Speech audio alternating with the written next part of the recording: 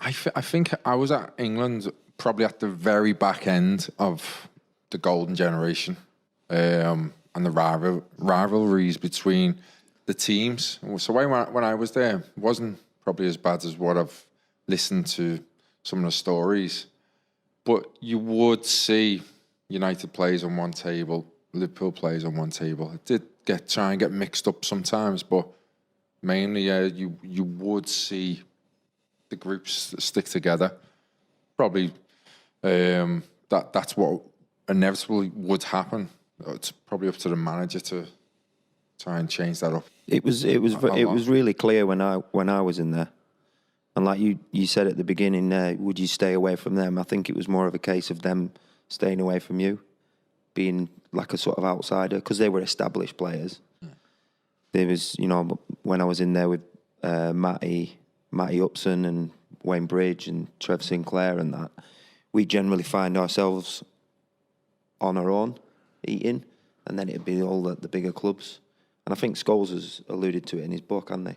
That sounds sad to hear, though. I'm hearing that, thinking I think it's almost like a new boy in the school. Yeah. But we commented on it, and it was, like we were a little bit outsiders because we weren't, part of the gang or whatever. But it was the only two that really spoke to us. Really were Beckham and Sol Campbell. Well, they feel threatened by you, or what do you think it was? The fact that you were just new to the squad?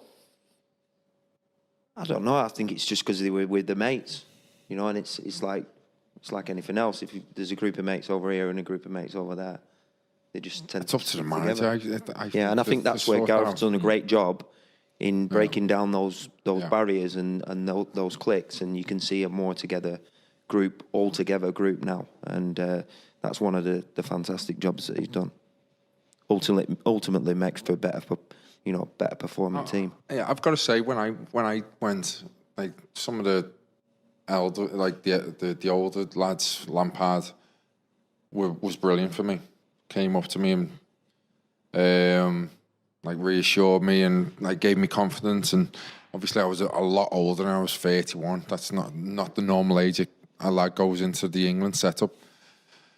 So yeah, no, I've got to say everyone was fine to me, and I got on really well with the majority of the lads, to be honest. But like I said, I still did see kind of groups at that time. Do you think that relates a little bit to what you were saying about going through your career and maybe maturing a little bit, and when you get to a certain age, then you find yourself, or you feel that you're responsible then to integrate people, and that's when the real leaders, and obviously Frank is a leader, isn't he? Yeah. He's shown it all the way through his career and now into management. But I think that you change and you see your role within a team changing the longer you play and the longer you experience those sort of things.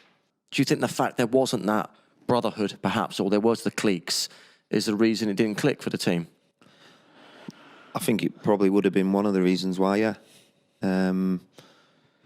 I think a strong team cohesion and dynamic is paramount to success, really. I don't think you see, cliquey teams doing very well over the course of history. I think you see, teams that are together.